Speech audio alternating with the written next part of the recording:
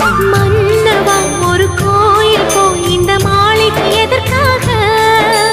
தேவியே என் ஜீவனே இந்த ஆலயம் உனக்காக. வானில் ஒரு புயல் மழை வந்தால் அழகே என்னை எங்கனம் காப்பாய். கண்ணே உன்னை என் கண்ணில் வைத்து இமைகள் எனும் கதவுகள் அடைப்பேன். சத்தியமாகுமா? நான் சத்தியம் செய்யவா?